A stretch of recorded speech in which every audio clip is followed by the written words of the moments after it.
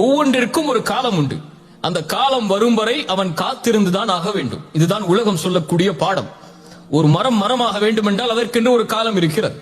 ஒரு கட்டிடம் கட்டிடமாக உருவாக வேண்டும் என்றால் அதற்கென்று ஒரு காலம் இருக்கிறது. இந்த உலகத்திலே ஒவ்வொன்றுக்கும் ஒரு காலம் இருக்கிறது.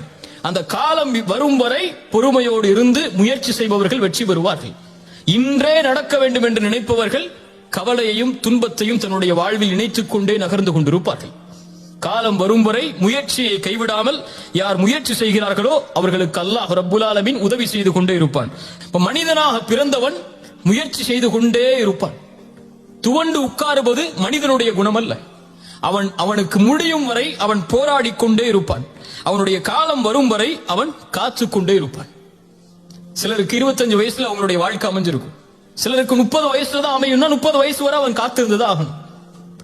40 வயசுல தான் அமையும்னா 40 வயசு வரைக்கும் காத்திருந்ததா ஆகணும். இப்ப காத்திருக்கக்கூடிய நேரத்தில் யார் அவசரப்பட்டு இன்று ஏன் எனக்கு அவனை போன்ற வாழ்க்கை இல்லை, இன்று ஏன் எனக்கு அவருடைய வாழ்வை போன்ற வாழ்க்கை இல்லை என்று நினைத்தால் அவன் என்ன ஆவான்? முயற்சி செய்ய மாட்டான், துவண்டு உட்கார்ந்து விடுவான். ரசூலுல்லாஹி ஸல்லல்லாஹு அலைஹி வஸல்லம் மக்காவுடைய வெற்றிக்கு செல்கிறார்கள். மக்காவுடைய வெற்றிக்கு ரசூலுல்லாஹி ஸல்லல்லாஹு அலைஹி வஸல்லம் செல்வதற்கு எத்தனை ஆண்டுகள் ஆனது? ரசூலுல்லாஹி ஸல்லல்லாஹு அலைஹி வஸல்லமுடைய 11 வருஷ மக்காவுடைய வாழ்க்கை, அதன் பிறகு நடந்த மதீனாவுடைய வாழ்க்கை, அத்துணை ஆண்டுகள் தேவைப்பட்டது மக்காவுடைய வெற்றிக்கு. ஒரு நபிக்கு அல்லாஹ் மக்காவிலேயே வெற்றியை கொடுத்திருக்கலாம், மதீனாவிற்கு அழைத்து செல்லாமல். ஏன் மதீனாவிற்கு அழைத்து செல்ல வேண்டும்? ஏன் அத்துணை போர்க்களங்களை சந்திக்க வேண்டும்?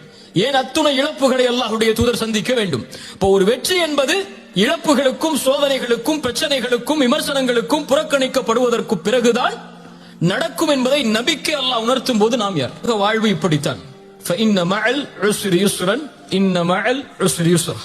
சிரமத்தோடு இன்பம் என்பதும் சேர்ந்து வரும். சிரமத்தோடு இன்பம் என்பதும் சேர்ந்து வரும். இப்னு அப்பாஸ் சொன்னார்கள் ரலியல்லாஹு அன்ஹு, இந்த வசனத்திற்கு விளக்கமாக சூரத்து ஷரஹ்ல வரக்கூடிய இந்த வசனத்திற்கு அல்லாஹ் ரப்புல் ஆலமீன் பஅத் என்ற வார்த்தையை பயன்படுத்தவில்லை, மஅ என்ற வார்த்தையை அல்லாஹ் பயன்படுத்தி இருக்கிறான். அல்ஹம்துலில்லாஹ்.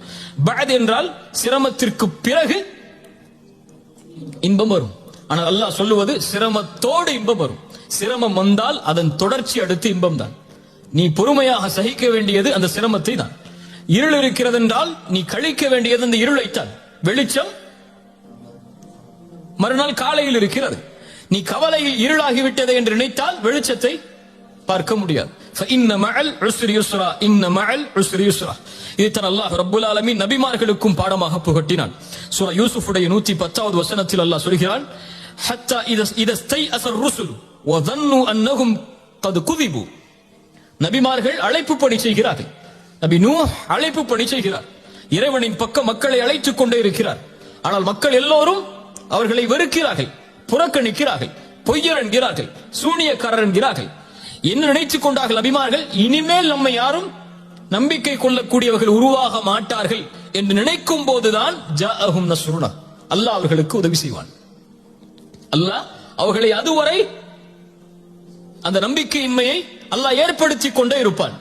அந்த நம்பிக்கையின்மை ஏற்பட்டு முடிந்தது என்று நினைக்கும் போது அல்லாஹ் உதவி செய்வான். ஜாஅஹும் நஸ்ருனா.